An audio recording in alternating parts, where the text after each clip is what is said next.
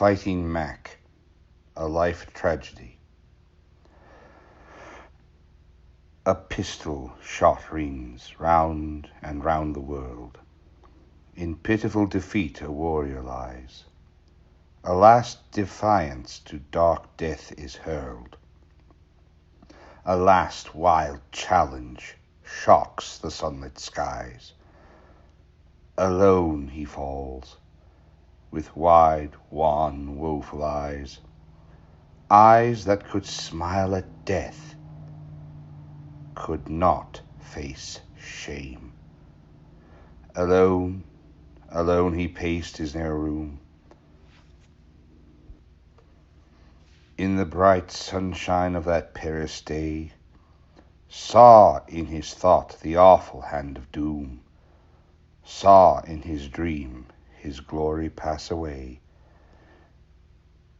Tried in his heart, his weary heart to pray, "Oh God, who made me, give me strength to face the spectre of this bitter black disgrace."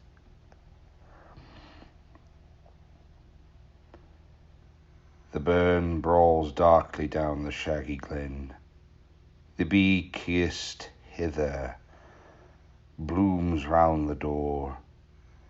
He sees himself a barefoot boy again, bending o'er a page of legendary lore. He hears the pibroch, grips the red claymore, runs with the fiery cross, a clansman true, sworn kinsman of Rob Roy and Roderick Dhu. Eating his heart out with a wild desire, one day, behind his counter trim and neat, he hears a sound that sets his brain afire. The Highlanders are marching down the street. Oh, how the pipes shrill out, the mad drums beat. On to the gates of hell, my Gordons gay! He flings his hated yardstick away.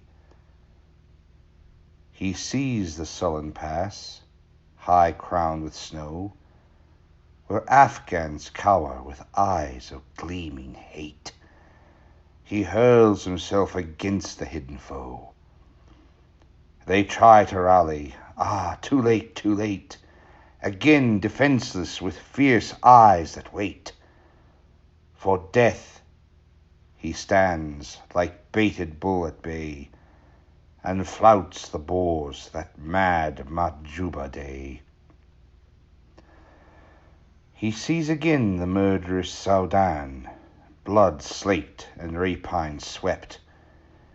He seems to stand upon the glory plain of Omdurman, when Majors Fontaine and supreme command over his Highlanders to shake his hand. A king is proud, and princes call him friend, and glory crowns his life. And now the end, the awful end. His eyes are dark with doom. He hears the shrapnel shrieking overhead. He sees the ravaged ranks, the flame-stabbed gloom. Oh, to have fallen, the battlefield his bed, with one Chope and his glorious brother dead. Why was he saved for this? For this? And now he raises the revolver to his brow.